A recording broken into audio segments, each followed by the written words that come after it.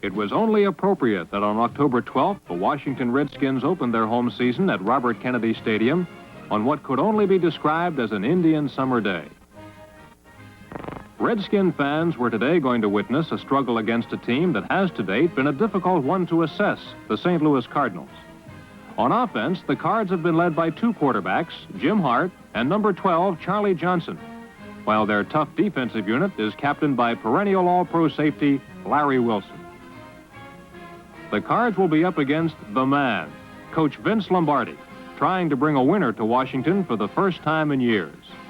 The man and the arm, quarterback Sonny Jurgensen. These two will be the main obstacles in Cardinal coach Charlie Winter's path. I'm Andy Musser, and this is the NFL Game of the Week.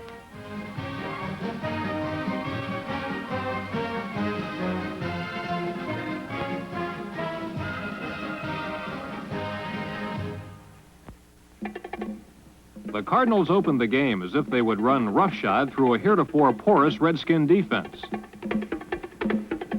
On the play, Willis Crenshaw, number 33, one of many strong St. Louis setbacks, followed good blocking and crashed for 10 yards over left tackle. Roy Shivers, number 27, is another of the fine Card setbacks. Quarterback Jim Hart started today over Charlie Johnson, and Hart kept the early drive going with an unusual completion to Dave Williams, number 80. But on 3rd and 2 at the Redskins' 29, Crenshaw failed to get the yardage, and St. Louis settled for a 34-yard field goal from Jim Bakken and an early 3-0 lead on a drive that lasted 7 minutes. Later in the quarter, the Redskins equalized the game.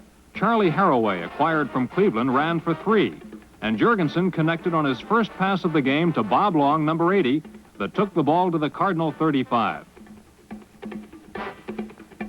But the drive stalled when 2 plays gained only 5 yards, and this 3rd down pass for Charlie Taylor failed. Rookie Kurt Knight was called on from 37 yards out, and he tied the score on the first of his 4 field goals. On the first play after the field goal, Jim Hart suffered his first interception, and the pass was picked off by number 37, Pap Fisher. On an isolated replay of the theft, Jackie Smith seemed to be open on a sideline pattern, but Fisher came out of nowhere to grab the ball. Jerky again probed the defense. First, rookie Larry Brown, number 43, went into the middle for 4. Then Sonny worked a quick out to Bob Long to set up a 3rd and 2.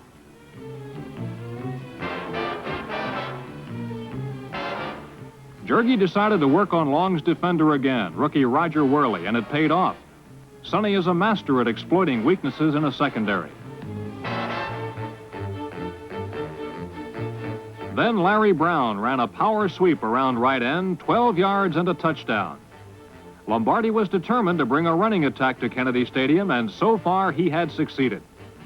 On a replay from our end zone camera, watch the blocking Brown got from his pulling lineman as the rookie from Kansas State scampered over for the first touchdown of the game. The quarter ended with Washington on top, 10-3.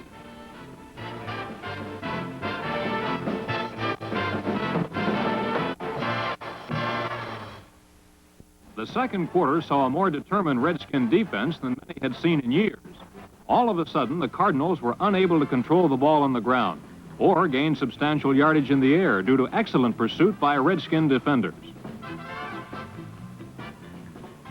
And when Hart did complete passes for long gains, penalties nullified them. This play was brought back on a personal foul and forced St. Louis to give up the ball.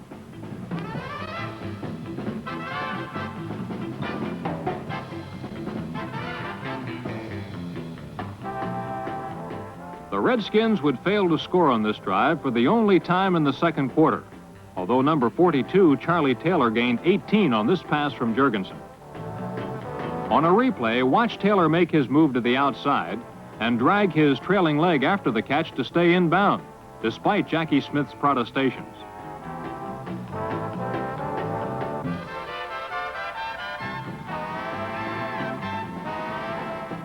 Then Charlie Haraway took a screen pass for 5 tough yards.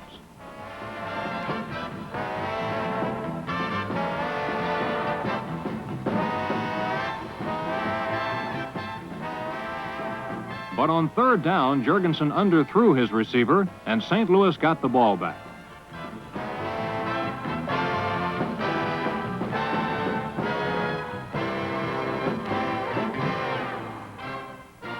The Redskins continued to play Lombardi-inspired defense.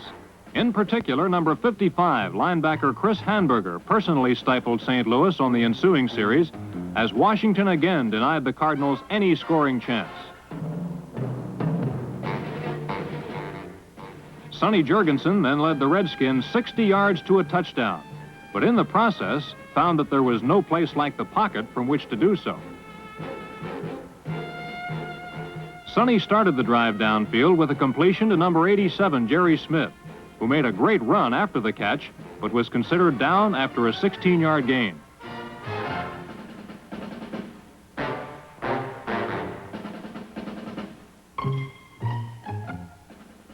This tripping penalty on number 48, Bob Atkins, gave the Skins another first down.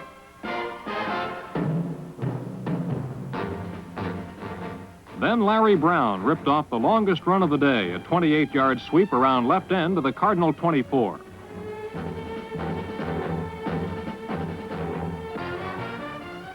On the replay, we can see that the Redskins' offensive line pulled fast and was out ahead of their ball carrier. This is the key to the successful sweep, and they learned it from the master, Vince Lombardi.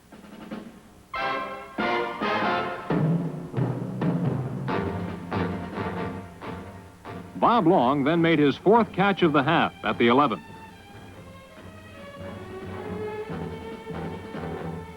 On 1st down, Jergy went for all the marbles, and Charlie Taylor was there.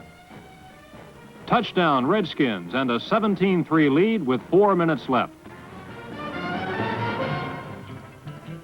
Washington's defense was playing like Green Bay's. Lombardi had his team fired up, and they harassed Jim Hart all day. Here they forced a throwaway by Hart and almost ran him out of the stadium.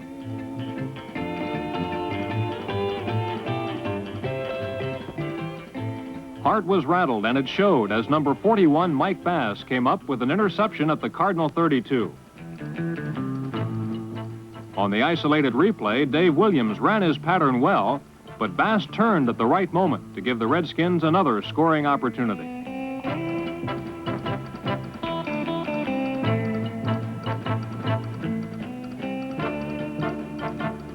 Washington today capitalized on both turnovers and good luck. Here, Sonny fumbled right into the hands of Len Hoss, number 56, and a 4-yard gain to boot.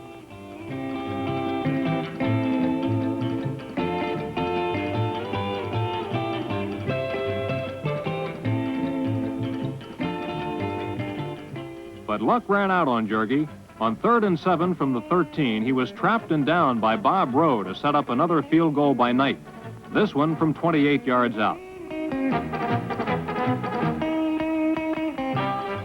Washington now led 20-3.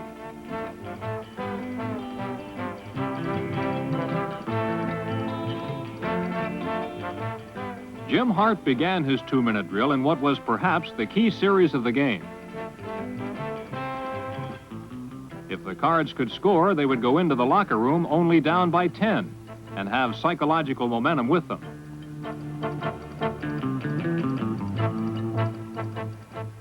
But after 2 passes to Smith brought the ball past midfield, Hart made another fatal mistake, and veteran Sam Huff made the Redskins' 3rd interception of the half.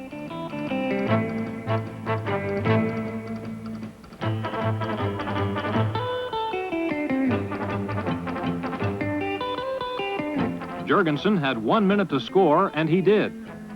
Long got 16 on this reception.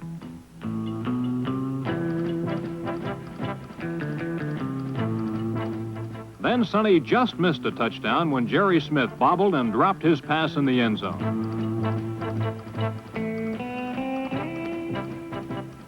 On a replay, Smith had to worry not only about catching the ball, but also staying in bounds, and this probably caused his error. Now at the 1 on 3rd down, Jurgensen just overthrew a leaping Charlie Taylor, and Kurt Knight salvaged the drive with a field goal. The half ended with the surprisingly strong Washington Redskins in a commanding 23-3 lead over the erratic St. Louis Cardinals. St. Vince, but also a 20-point deficit to contend with. And early in the second half, they looked like they might do so as Hart, off a play action, wobbled a high ball to Dave Williams, who used his height to advantage over Pat Fisher. Fisher thought that Williams was down. Luckily for Washington, Sam Huff did not. Johnny Rowland, who had been held to 8 yards the first half, exceeded it on one play. A well-executed draw for 11 yards to the Washington 38. Determined to run against what is statistically the weakest ground defense in the league, Hart tried number 23 again, but found the outside plugged by Huff and Fisher. On the 3rd and 10 possession pass, Hart wasn't even close, but here a key interference penalty occurred. The Big Red Line finally moved someone as Rick Sortune and Ernie McMillan sent defenders tumbling like 10 pins, and Johnny Rowland virtually walked into the end zone for a score. It looked like things were going to be different in the second half. Number 70, Sam Huff, somehow sensed the play, but this is how Rowland and his blockers looked to him as they completely wiped out the right side of the Redskin line en route to the touchdown. The Cardinals were back in the game.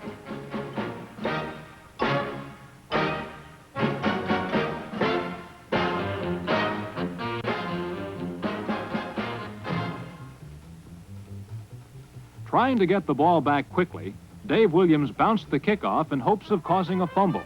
Number 46, Ricky Harris, almost complied.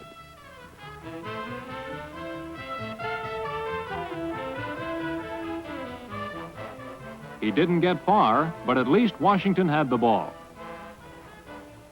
Sonny Jurgensen immediately stung his opponents with a sideline completion to Walter Flea Roberts for 22 yards.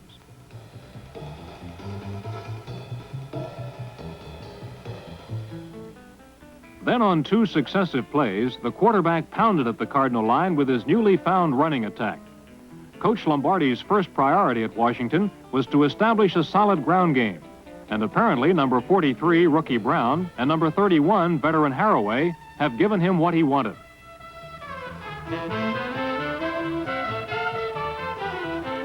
The reason for the run is to set up the pass. On 1st down, Jurgie went for the long ball. His target, veteran Bob Long. His pigeon, rookie safety Terry Brown. A perfect pass, a classic duel for the ball, and a rookie had won over a veteran. Jurgensen then successfully tried 2 identical short passes. The first was to Haraway.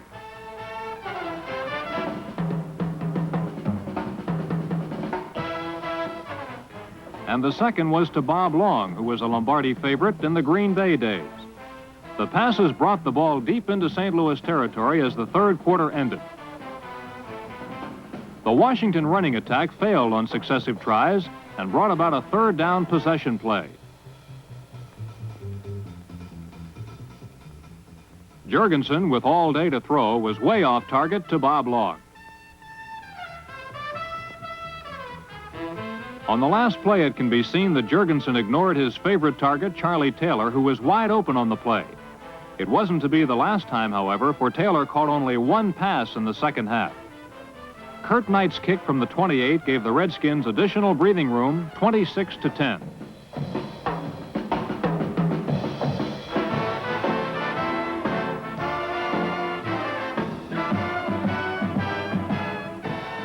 St. Louis had to come back fast, and they obviously would have to do it in the air. Hart hit Jackie Smith over the middle. This was an important play because from here on in, Hart's arm would consistently fail him. The isolated camera shows Smith curled into the crease between the linemen and the linebackers before being met with a solid tackle by Chris Hanberger.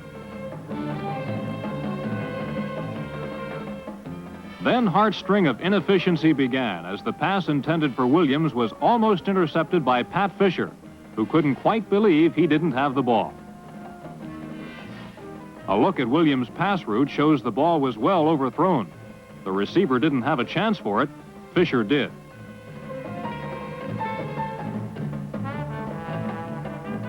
On a third down play, another pass to Williams was almost intercepted, this time by 2 Redskins. The isolated camera reveals Williams himself prevented the steal by reaching behind to bat down the poorly thrown pass. Another St. Louis opportunity was gone. Washington took over. Lombardi's strategy was now to run for the rest of the period, and it worked well on the first play as Haraway bowled for 8 yards. On the next, Haraway again ran well, but he almost seemed to propel the ball on the St. Louis 40, and Terry Brown recovered.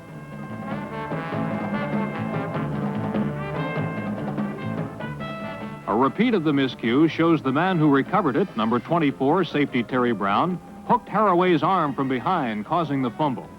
He regained his feet quickly to recover the ball. The rookie was having quite a day.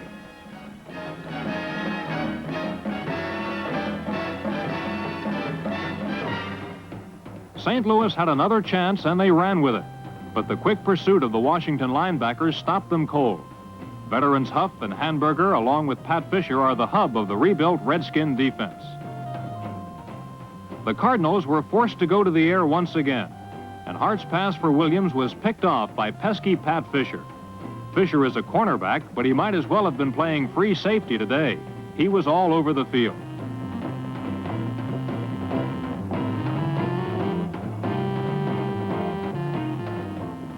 A repeat of this key play shows Williams ran a long post. Number 41, second-year cornerback Mike Bass stayed right with him, and the omnipresent Fisher came from nowhere to take the ball. He returned it 27 yards.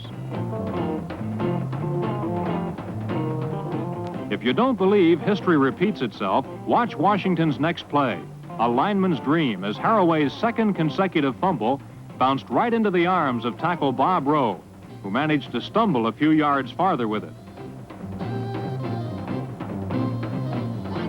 Johnny Rowland made a nice effort against a good pursuit to eke out 3 yards.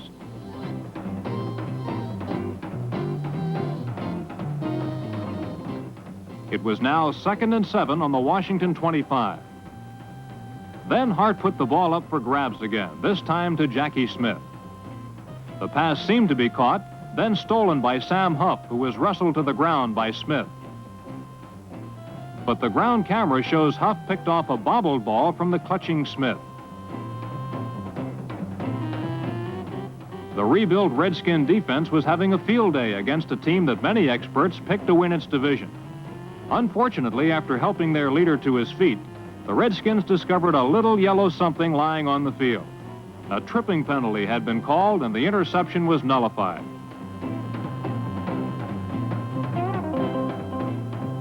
On the play, number 80, Dave Williams, running a deep pattern, was tripped by Pat Fisher. This negated a 5th interception.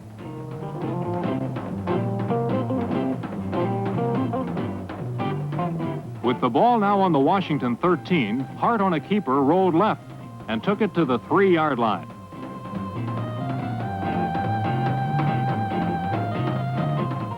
Then Johnny Rowland scored his second touchdown of the day to bring the Cardinals within striking distance again, 26-17. A repeat of the touchdown shows Rowland was tripped up, but still managed to propel himself into the end zone. The 4-year veteran from Missouri finally is running like his pre-knee injury days of 1967.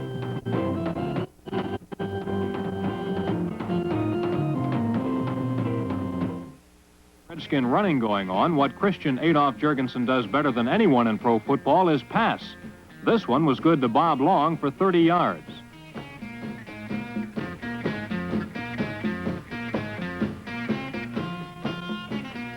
Then Washington's prize rookie Larry Brown ripped 8 yards into Cardinal territory. A repeat shows one of the big differences in this club under Coach Lombardi, blocking, as Brown found daylight at the end of a gaping hole in the Cardinal line. The blocking of Jim Snowden, Vince Permuto, Len Hawes, Ray Schonke, and Walt Rock has been a big factor in Washington's fine performance this year. Jurgensen was close to a game-clinching score, and he moved his team beautifully. Then the powerful Haraway, the regular fullback for the Browns last year, followed his escorts to the 11-yard line. The end zone angle shows number 8. All-Pro Larry Wilson seemed to have the play diagnosed, but it meant little in the face of a rampaging line charge and Haraway's second effort.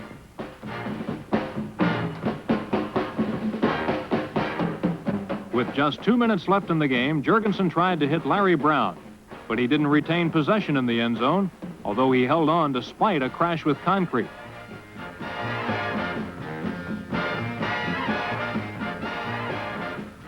Another angle amply demonstrates the ferocity of Brown's tumble to the turf and the pain.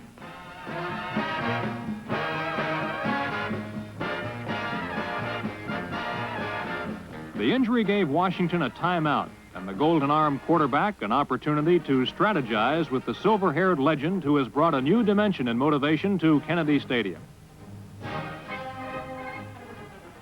Jurgensen calmly looked over the defenses, then passed to tight end Jerry Smith to ice the victory in the home opener. Washington had gone 76 yards in 10 plays and had ballooned the score to 33-17. The Cards still had some kick, however. Number 44, John Gilliam, looks like a steal from the Saints. Last week, he caught 10 passes against the Steelers. His speed is well documented on this return. He was able to turn the corner and cut back 3 for a 72-yard journey.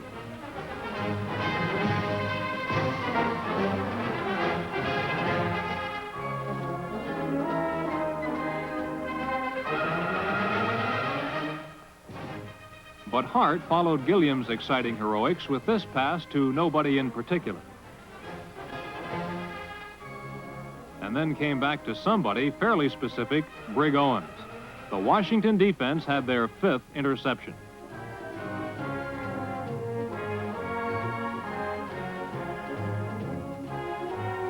A repeat reveals Hart was hurried before unloading. But it is interesting to note that throughout this painful day, Coach Charlie Winter stuck with his quarterback and didn't bring in his opening day starter, Charlie Johnson. How long he'll remain this loyal is open to some doubt, however.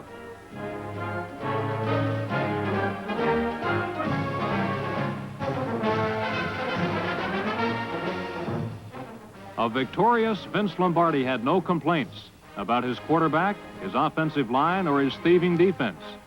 He saw his team tie the NFL's tightest series. It now stands at 12 wins for both the Cards and the Skins. But more importantly, Washington retains second place in the Capital Division. It's enough to make an old man like Sam Huff feel like a winner again.